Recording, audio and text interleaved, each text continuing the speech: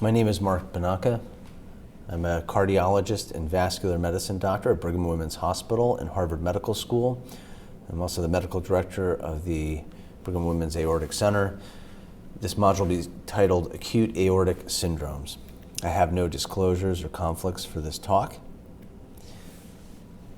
In terms of background, acute aortic syndromes are associated with very high morbidity and mortality, and the early and accurate diagnosis of these syndromes is complex, often requires the coordination of multiple specialties. Early and accurate diagnosis is essential in ensuring patients get the right treatment early and can make a big difference in survival. So what are acute aortic syndromes? Well, these are any acute alteration in the aortic integrity causing or increasing the risk of aortic rupture, malperfusion, or a mechanical complication such as tamponade. There is a spectrum of acute aortic syndrome. The typical is a dissection, which is a tear in the intima, of course, associated with disease of the media, so there is tearing causing a flap. We see patients with symptomatic penetrating aortic ulcer, which is also a type of acute aortic syndrome, as well as the intramural hematoma. What causes acute aortic syndromes? Well, the common pathway really is weakening of the media of the aorta, leading to wall stress, dilatation, and dissection or rupture. The typical associations or comorbid associations with aortic syndromes is hypertension, trauma, or sometimes recent procedures such as endovascular procedures, vasculitides or vascular inflammation involving the aorta, so giant cell Takayasu's, Behçet's, and then connective tissue disorders, generally in younger patients with a Marfan, a fibrillin 1 mutation, vascular EDS, which is a COL3A1 mutation, bicuspid aortic valve, or one of the familial aortic dissection syndromes. As I mentioned on the prior slide, acute aortic syndromes, or the term encompasses a spectrum of disease, all characterized by a disruption in the integrity of the aorta. There on the far left is the tear in the intima of the classic dissection. And then we see in the middle penetrating ulcer, and then at the right intramural hematoma. In terms of epidemiology, there is increasing detection, therefore, due to the use of more axial imaging, and so the rates do vary determined on when these reports were done. But generally, the range is 3 to 16 per 100,000 patient years. More recent studies show about 16 per 100,000 patients. Relatively rare, especially relative to things like pulmonary embolism or myocardial infarction, which are common. The most common risk factor is hypertension, followed by family history. There is a male predominance, particularly men tend to get these earlier than women. In patients with trauma or recent procedure, you should think about acute aortic syndromes as well. Generally, this happens in patients between 50 and 70, particularly the 50s and 60s. As patients are younger, you might consider underlying connective tissue disorders or genetic conditions like Marfan syndrome. And the prognosis is poor, with about 40% dying immediately, and then a mortality rate traditionally, which has been quoted as 1% per hour, although may be decreasing in the context of better care. When we look at the outcomes at the far left, it's stratified by the type of dissection. We can see for type A dissections, those are involving the ascending aorta. Those have high mortality, particularly for patients in the yellow that are too sick to go to surgery, versus the purple, those patients that do make it to surgery. The type B dissections, those that do not involve the ascending aorta, have lower mortality overall. However, the patients who are able to be treated medically generally have the lowest risk of mortality versus those who have some sort of complication that requires a surgery in the light blue. In terms of the short-term mortality, you can see on the right that type A dissections, about half of patients die before they reach the hospital. Another half die within 30 days of those that survived the hospital, and you can see the relative mortalities of type B dissection and myocardial infarction. But although on this slide the type B mortality is at 13%, which would be somewhat reassuring relative to type A, it's important to recognize that there's significant heterogeneity in the group of patients that present with type B dissection. So sometimes we're falsely reassured that this is a less morbid condition. But actually, if you look at these patients stratified as to whether there's a complication, whether there's, for example, a rapid expansion, end organ malperfusion, limb malperfusion, any of those would be considered a complication. And patients that have that have much higher mortality rates, approaching 1 in 5. In terms of the incidence, again, as I mentioned, this is a relatively rare condition. You can see here I've used some of the traditional numbers here at 6 per 100,000 patient years, or if you use 16, as I mentioned, from more recent data sets. Either way, you can see that this is a much less frequent entity relative to venous thromboembolism, which is about 100 per 100,000 patient years, or myocardial infarction, which is about 200 per 100,000 patient years.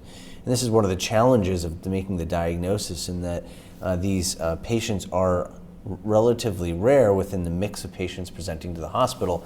And to put this into some context here, and these are approximate numbers, but at our hospital, if there are about 7,000 patients that come in that have chest symptoms concerning enough to prompt testing, such as an EKG and a troponin, we get on the order of 50 to 60 acute aortic syndromes per year, but many of those are transferred in with a known diagnosis.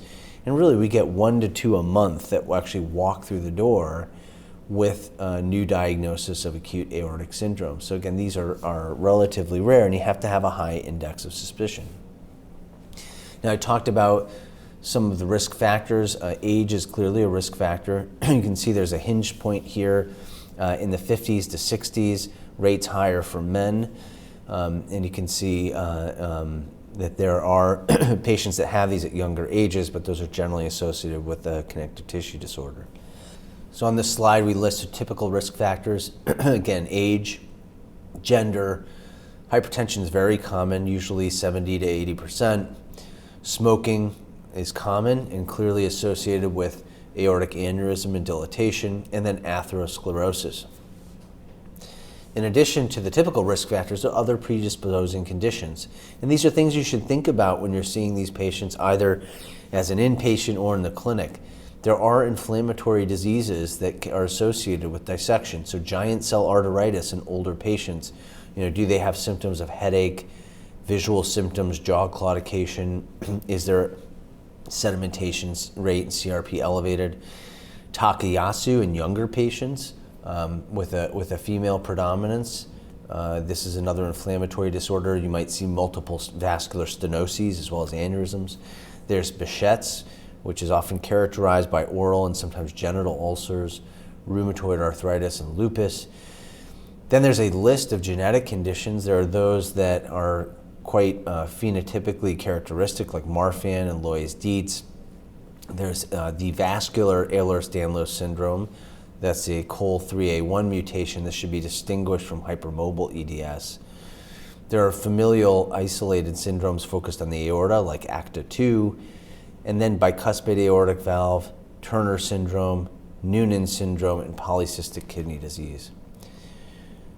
Trauma clearly can result in aortic disruption, so patients who've had recent procedures or accidents, particularly those resulting in a deceleration injury. In addition, things like cocaine, which can cause surges in blood pressure and heart rate, or heavy exertion with repetitive Valsalva maneuver, are associated with acute aortic syndromes. Now, I talked about outcomes stratified by the type of dissection or syndrome, and that really was based on Stanford. Here outlines the classic classification schemes for acute aortic syndrome. So at the top, DeBakey. If it originates in the ascending aorta and it propagates through the arch, it's a type 1. If it's isolated to the ascending aorta, it's a type 2. And if it's isolated to the descending aorta, it's a type 3. Stanford is a bit more simple in that anything involving the ascending aorta is a type A and everything else is a type B for the most part. There is this entity of a non-A, non-B dissection, which is really isolated to the arch and less is known about this entity. And in terms of treatment decisions, although we consider these all acute aortic syndromes, there is some judgment that must be taken when you have patients, for example, with penetrating aortic ulcer, depending on the location, how you manage it. And this is often helpful to assess in a multidisciplinary team. Now, even with type B dissections, complications are common. About 1 in 5 develop either end organ malperfusion, dynamic dilatation of the aorta, or limb malperfusion. And this can happen dynamically. So the patient may look fine when you see them in the emergency room or in the first few hours, but over the next 24 hours may evolve to develop malperfusion. And this can be very difficult to diagnose. For example, renal ischemia with a rising creatinine may be attributed to the contrast load they got, but it may actually be due to dynamic nature of their flap and transient ischemia. So you need to have a high degree of suspicion for malperfusion syndromes that can be dynamic. If you do diagnose it, those patients tend to do worse. You should be concerned about them, and of course, as you are with all patients, and treat them intensively.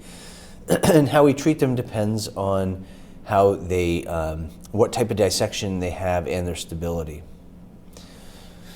So, in terms of the clinical presentation, often people talk about tearing or ripping pain, but the true most common symptom, at least from large registries like IRAD, is pain that is most severe at its onset. So severe, sudden, or abrupt pain. That's 80 to 90% of patients. And this is helpful in that it does distinguish acute aortic syndromes from angina. Angina tends to be a crescendo phenomenon where pain may be stuttering, or it may be mild or low intensity, and then it increases with time as the heart becomes ischemic.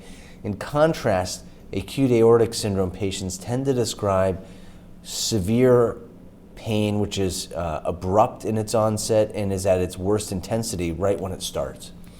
About 40% will discuss or talk about tearing or ripping pain.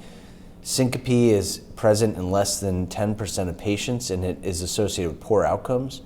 About a quarter have abdominal pain. We do often see hypertension, particularly with type B dissections. Pulse deficits are present in about 1 in 5 or 1 in 3. You may detect this as a blood pressure limb differential. This is a more specific finding on exam for dissection. So if you find a pulse deficit, you should have a concern in a patient presenting acutely. But the absence of a pulse deficit does not exclude dissection. You may hear a diastolic murmur, which would make you concerned about a type A dissection, and patients can present with stroke or other focal neurologic deficits. So when presenting with these syndromes, consider dissection. What is routine testing? Well, often patients that present acutely with chest symptoms will get an electrocardiogram and a chest x-ray. In case of acute aortic syndromes, these are generally most often abnormal. The ECG is abnormal 70% of the time. The chest x-ray is 60 to 90% of the time. But these findings are mostly nonspecific. The ECG may show an acute injury pattern, such as inferior myocardial infarction, because the dissection may involve the coronaries, but that's relatively rare. Something to consider in your patients that present with acute ischemic symptoms. The chest x-ray is often abnormal as well, and here you see 60 to 90%. But it's rarely diagnostic, and you should not let a negative or borderline chest x-ray delay definitive imaging. It should not falsely reassure you. Now, when you do imaging, and this is typically CT angiography in the acute setting, could be MRA or traditional angiography, but usually it's a CT scan. You have several goals. First, you want to make sure you make the diagnosis, but you also want to do several other things. You want to localize the tear, you want to define the extent of dissection, you want to know what type it is, you want to look for complications. Is there renal ischemia? Are there other complications? And look for branch vessel involvement. And because of this, I would encourage you, when you're considering dissection, to not order just a CT scan of the chest, but to really image the entire aorta, chest, abdomen, and pelvis in those patients who have enough concerning features in their presentation that warrant testing. The guidelines advocate for risk-based diagnostic evaluation. So low-risk patients, you look for an alternative diagnosis. If you can't find one and the chest X-ray is concerning or there are other high-risk features, you would do you'd proceed to expedited aortic imaging. If you determine in your assessment that they're intermediate risk and you can't find another alternative diagnosis to explain their presentation, then you should do expedited aortic imaging. And if they're high risk, you should just image them. And you can see the modalities here. CT scan, chest to pelvis is really the diagnostic image of choice. MR is also an excellent study, although is more difficult to get in the acute setting and takes longer. And if they're unstable and they can't get to the scanner, TEE has a very high sensitivity and specificity as well. Now this is somewhat hard to read because it's a very condensed figure. It is in the guidelines at the reference below. And here it outlines what I just showed you on the prior slide, but it does give you a risk stratification schema by looking at overall risk factors when the patient presents, looking at their bedside pretest probability, and then based on the risk assessment, deciding what to do in terms of imaging. And so I think there's something reasonable to look at, although I don't think you need to know all of this in detail, but you should risk stratify the patient in terms of determining who to image. If you decide to image someone, you should get an appropriate study. So we talked about axial imaging and getting the chest, abdomen, and pelvis. An additional feature to consider are artifacts, and this can be corrected by using something called ECG gating. But if you don't gate the CT and there's motion artifact, particularly at the base of the heart, this can create artifacts as shown here, where it appears that there's contrast outside of the lumen of the aorta or over here. And this could be called a dissection, but there really is no dissection here. It's just motion artifact from a non-gated scan. So think about ECG gating, particularly if you're worried about the ascending aorta. Also recognize that intramural hematoma can be picked up well through non-contrast imaging. To illustrate this example, I have an image here, and on the right you see contrast-enhanced images of the ascending and the descending aorta over here, and you see that there is no opacification in this aspect. And this could either be that there is intramural hematoma or that there's laminar thrombus within the aorta, and it's difficult to distinguish. On the left side, however, you see either on delayed imaging or non-contrast imaging that there's actually enhancement of the wall here. And that enhancement, therefore, is not just thrombus, but this is actually blood in the wall of the aorta or intramural hematoma. So to summarize your diagnostic tests, TEE, CTA, and MRA are all highly sensitive and specific and good diagnostic tests for dissection. Transthoracic echo really has limited utility. Now, if you have a patient in which you're concerned about a type A dissection with a complication, so if you're worried about tamponade or aortic insufficiency, TTE can be very useful. But remember, its sensitivity is low, and therefore you should not exclude the diagnosis of a dissection or an acute aortic syndrome on the basis of a transthoracic echocardiogram alone. And if you do identify an ascending aortic dissection or type A dissection, you would still need to do full aortic imaging to understand the extent and whether there are any other complications. TEE is sensitive and specific. It's good for patients who are in, for example, in ICU and can't get to a scanner. There is a blind spot related to the trachea and the arch. CTA is the fastest. It's highly sensitive and specific. It has excellent spatial resolution, and it is an excellent test for this diagnosis that's really quite practical in the emergency room. And MR angiography, again, very good test. It may be limited in its availability in the emergency room, but good for follow-up in patients with stable dissection. So these considerations to think about: ECG gating, image the whole aorta from chest to the pelvis, get the non-contrast images for intramural hematoma, and make sure the bolus is timed for aortic imaging. And for example, studies that are protocoled to consider several diagnoses, sort of triple rule-outs, may have more limited sensitivity in the aorta because the timing of the bolus may be suboptimal. In terms of other tests, there are data to suggest that D-dimer may be reasonable for rule-out, so that at low concentrations, dissection is less likely. Less clear whether this translates well for intramural hematoma, but certainly for dissection. If you thought someone had hemodynamically significant dissection, you might check troponin and BNP2, and CRP is prognostically important and may give some information if you suspect an inflammatory aortopathy or aortitis. But I'll say that D-dimer is not routinely used on its own to rule out dissection, although there are some data to support that. There are some patients that won't have an elevated D-dimer, and this should not supplant imaging in patients for whom you think are at high risk for dissection.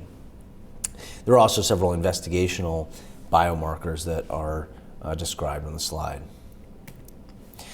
So we talked about the classification scheme. On the left, the type A dissection. This is a surgical emergency. The goal of surgery is to prevent a catastrophe such as aortic rupture, tamponade, or aortic insufficiency. There are many different approaches. But in general, we do implantation of a composite graft with reimplantation of the coronaries, and the extent depends on the extent of the dissection and whether there's any branch vessel involvement. But generally, this is, of course, a big open surgery under deep hypothermic arrest. On the right, type B, we determine whether or not it's complicated. Uncomplicated type Bs traditionally are treated with medical therapy and observation, and we reserve intervention for those that are complicated, meaning they have persistent or recurrent pain, dynamic aortic expansion, progression of the dissection, or end organ malperfusion. As mentioned earlier, intramural hematoma and penetrating aortic ulcer are treated by location in general similar to A and B, similar to dissections, although there may be some judgment depending on whether findings on the imaging are truly acute or subacute. Treatment considerations. So for acute dissection, surgery or intervention in all patients that are type A, and type Bs that have malperfusion, rupture, extension, or expansion. We're not quite sure, and there's more debate about isolated arch dissections or penetrating aortic ulcers or intramural hematomas in the ascending aorta, although the classic teaching is to treat in the same way we treat typical dissection. In the subacute or chronic phase, for type A, we would intervene when there's a maximal dimension, 5.5 centimeters or greater, or increase in dimension at higher rates, or if there's severe aortic regurgitation. For type B, interventions based on dimension or rate of change, and there are data to suggest that we can predict which patients are going to dilate. So you may have a type B dissection that has certain features like dilatation over 4 centimeters when you make the diagnosis, a large entry tear on the inner curvature, patent or partially thrombosed false lumen. All of those things may tell you as a patient who's more likely to have adverse remodeling. So here you see a schema in terms of complicated or uncomplicated for type B dissection in the acute setting, intervention for complicated with a preference for endovascular, either fenestration or stent grafting, surgery if there's no endovascular option, and uncomplicated, we manage blood pressure, heart rate, and monitor for malperfusion. In the subacute or chronic phase, we would intervene, if a complication develops, including an aneurysm. And we talked about dimension of 5.5 centimeters in general, or rapid expansion. If it's uncomplicated, we image, we do surveillance, and we treat medically. And there is an evolving consideration for prophylactic intervention in patients that may be high risk for adverse remodeling. What are the complications in type B dissection? Now remember, these can be very dynamic. and they're highly morbid. So renal dysfunction can be lost irreversibly within hours. Gut ischemia can lead to infarction rapidly, and these are associated with very high mortality. Unfortunately, biochemical signs like lactate tend to be late findings. So if you're seeing an elevated lactate in someone and you're concerned about, for example, mesenteric ischemia, you may be late to intervene if you're waiting for lactate to rise. And so you really want to assess the patient frequently, monitor their symptoms and exam. And again, this may be something that is dynamic. Things to think about also: anuria, hematuria, GI bleeding, or uncontrolled hypertension all may be markers of evolving complications.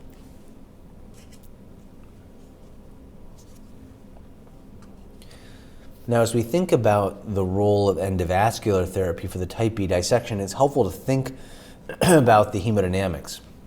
So on this slide, you see a cartoon of the aorta, and here is a dissection flap with the false lumen.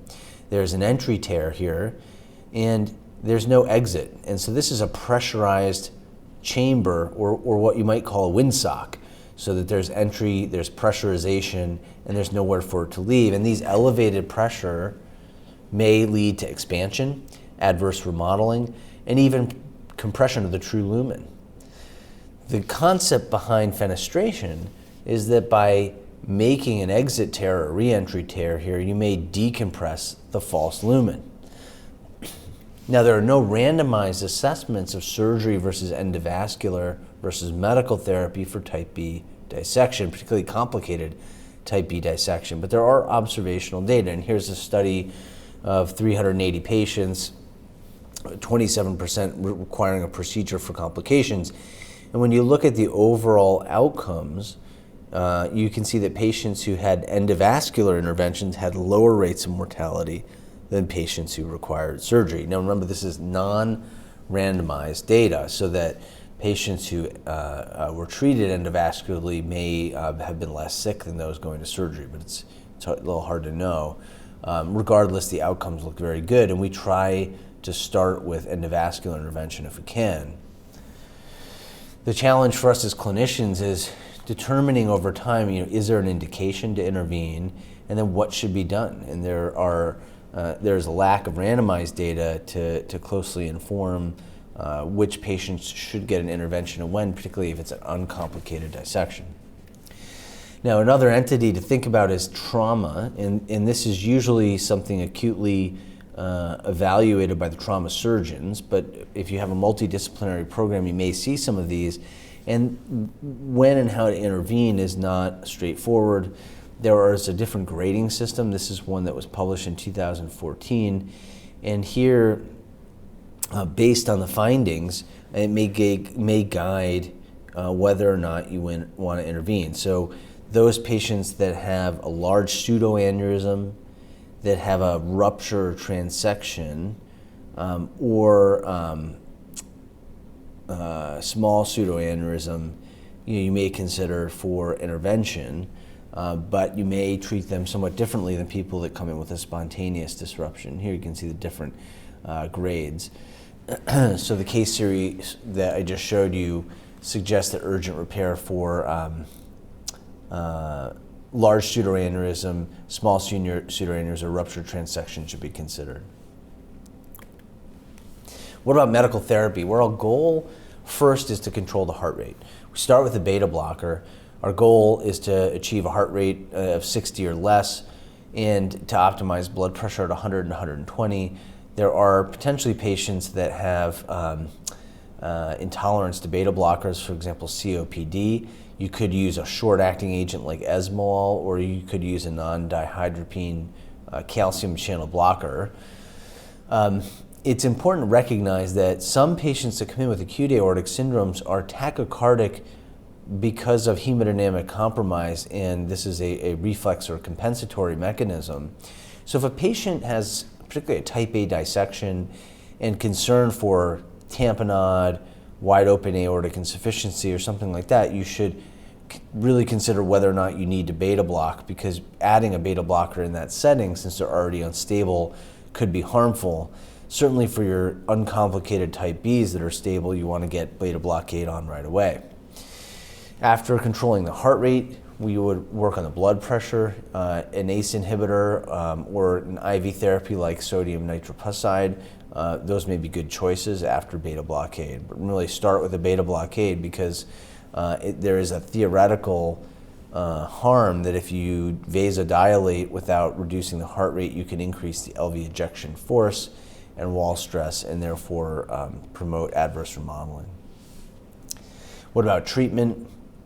Well, beyond the blood pressure and heart rate we talked about, you need to control pain. Pain is a potent driver of sympathetic outflow, heart rate and blood pressure, and it's difficult to control those things if you're not treating pain.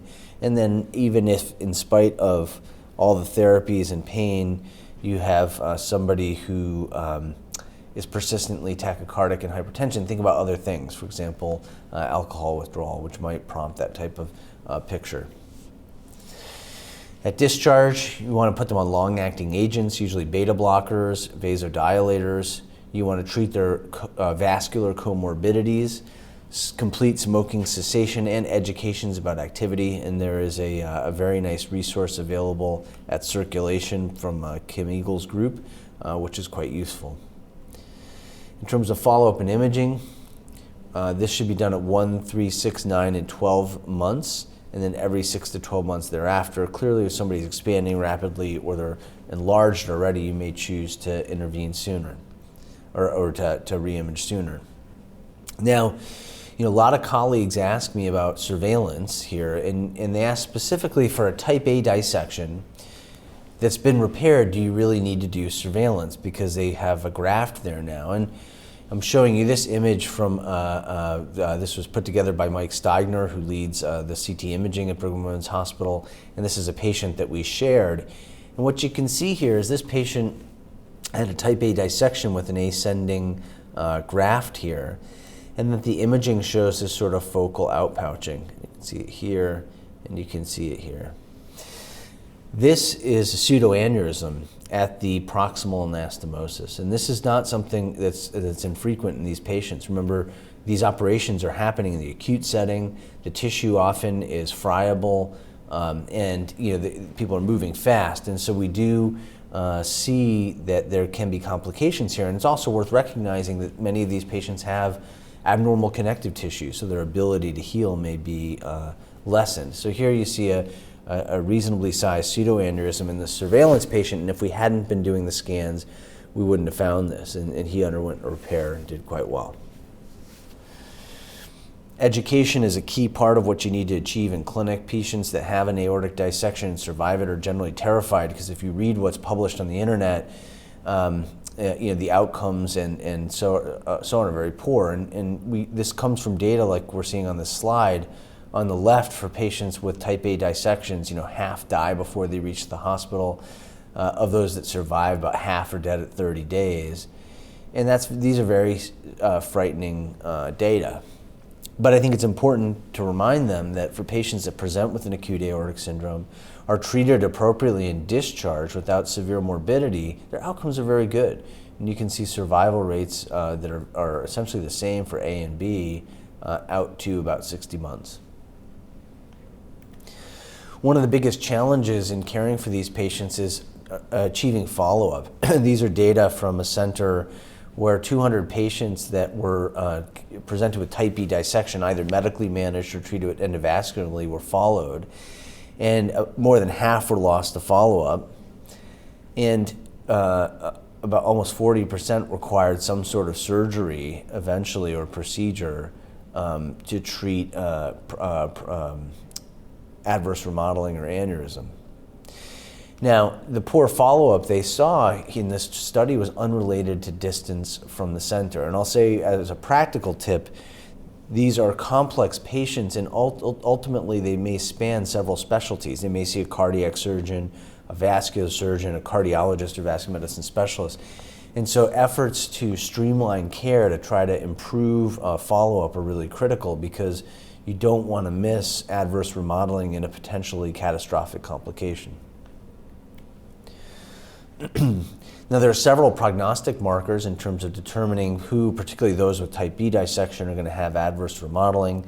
This was a very important paper published in 2007, which showed patency of the false lumen as a marker of progression.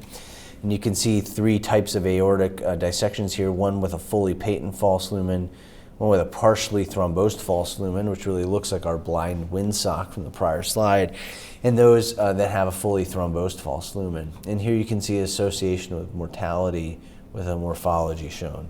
And it's better to have a complete thrombosis of your false lumen. Partial thrombosis appears to be the worst.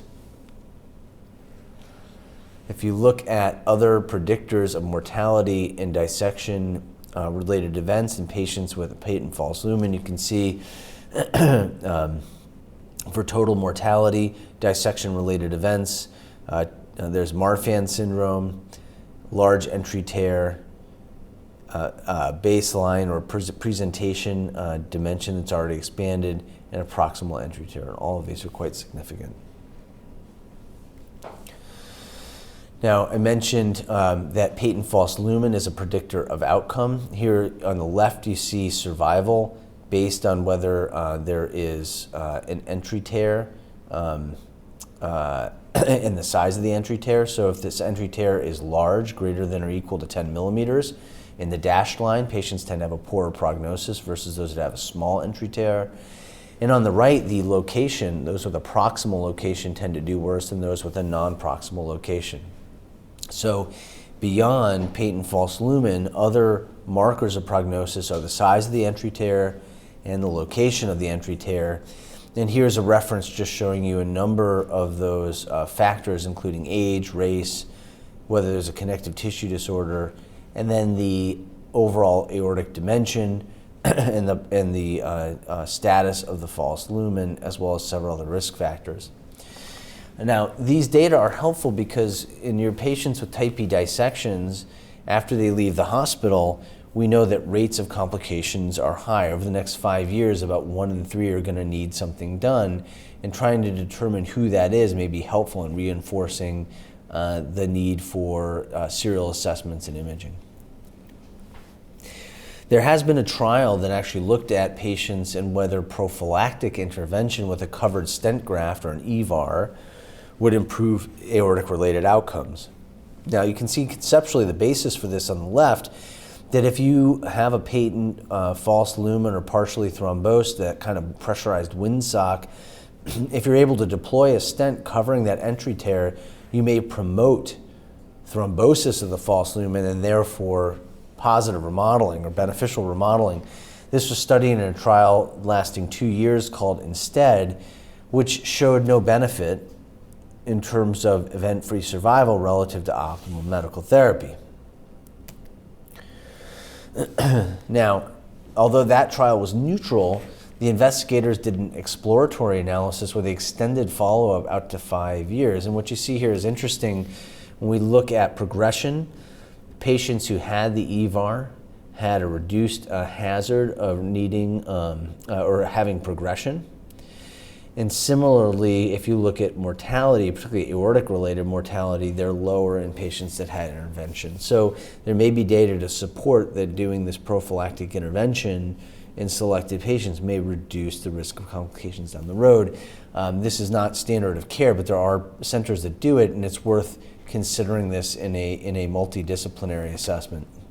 A second trial, which showed similar finding, was called ABSORB, and using surrogate outcomes, this showed reductions in aortic parameters or other parameters indicating adverse remodeling, again favoring here the TAG endograft. So in terms of longer term follow-up, when you see them in clinic, remember survival for A and B appears to be similar. Over 5 years, about 85% will survive. 10-year survival for type Bs is around 40 to 45%, and much of the mortality is unrelated to the aortic disease. False lumen status is associated with outcomes. So partial thrombosis of the false lumen is associated with about a 32% 3-year mortality versus 13.7 for a patient false with just a false lumen that's patent. About 1 in 3, and that's something you can have in your mind, about 1 in 3 patients that have an uncomplicated type B dissection are gonna form some problem that requires intervention over 5 to 10 years. So typically this is aneurysmal dilatation that requires intervention, and this is why surveillance is so critical. And as noted in the last bullet here, when you're monitoring patients, you need surveillance, and it's not just those patients that were medically managed where you're looking for adverse remodeling, but remember, patients that receive endografts also need surveillance imaging to assess for complications over time. All right, in summary, acute aortic syndromes are associated with high morbidity and mortality. It's critical that the diagnosis is made accurately and in a timely fashion, but it is also challenging to do that. The clinical course can evolve rapidly. An uncomplicated type B patient can rapidly turn into someone with dynamic ischemia or a true complication. If they have a complicated dissection, then it's associated with a worse prognosis. Patients after discharge need to be followed in an outpatient setting by a team that understands this disease. Integrated systems of care that allow this, or multidisciplinary care, is really optimal for these patients. And there are areas of uncertainty where I think future data will guide us. What is really the best treatment for complicated type B dissection? What's the best treatment for isolated arch dissections? What do you do for the dissection involving the subclavian, or for the type A with a pericardial fusion, but where they appear initially stable, and what's the timing of intervention and other temporizing measures? These are areas where additional research is needed. Here are a list of selected references. All right, so let's review our questions here. So I discussed that there are genetic mutations associated with aneurysm and dissection. Which of the following genes is not associated with an increased risk of aortic aneurysm and/or dissection? Is it A, fibrillin 1, B, the TGF-beta receptor, C, COL3A1, D, MHY11, E, ACTA2A, or F, CYP2C19? So the correct answer here is F. So this is not associated with aortic aneurysm and dissection. CYP2C19 encodes or is part of the metabolic pathway in the liver, and actually this is one of interest because mutations in CYP2C19 are associated with different degrees of metabolism of clopidogrel. So for patients that have certain mutations, they under-metabolize clopidogrel and they're poor responders versus hyper-metabolizers. And so this is a gene you may have heard of, but it is not associated with dissection and rupture. All right, so which one of the following inflammatory conditions is generally not associated with dissection? Is it A, Takayasu, B, giant cell arteritis, C, Behçet's, D, lupus, or E, syphilitic aortopathy? And so for this, there's a little bit of a trick question, but the correct answer is E. And the traditional teaching is that although syphilis can lead to the development of an aneurysm, that it also is associated with significant fibrosis, and that fibrosis may be protective in terms of dissection. So typically syphilitic aortopathy is not cited as a major cause of dissection, although it can cause aneurysm. Question number 3, a 65-year-old man presents with an uncomplicated type B dissection. He's eventually discharged with well-controlled blood pressure, which is true of this patient's prognosis. And so what I'm asking you here is, what is the likelihood of a related aortic complication over the next 5 years? Is it A, less than 5%, B, 10 to 20%, or C, 30 to 40%? And the correct answer here is C, 30 to 40%. So again, about 1 in 3, or a third of these patients over the next 5 years develop a complication. So that's something you can keep in your head. Question 4, patient presenting with a suspected type A dissection. Which of the following is true regarding diagnostic imaging? Is it A, just do the chest alone to avoid excess radiation and contrast? Is it B, you only need to do gating, ECG gating, if you suspect there's coronary involvement? Is it C, just get the contrast images, don't waste time getting non-contrast images because they're not helpful? Or is it D, all patients suspected at high risk or for whom you're getting aortic imaging should get the whole aorta, chest, abdomen, and pelvis? So the correct answer here is D. You don't want to limit it to the chest. Again, you want to know the full extent. Gating is critical because you want to make sure you correct for artifact, and you should do that as a standard. And we do like to have non-contrast images, particularly for intramural hematoma. All right, this is our final question. And which test is most sensitive for aortic intramural hematoma? Now, the truth is you could see it on multiple modalities, but traditional teaching is that is it A, contrast CT angiogram, B, non-contrast CT, C, T, EE, or D, TTE. And the classic teaching is that the non-contrast CT is an excellent test for picking this up to get the non-contrast images to make the diagnosis.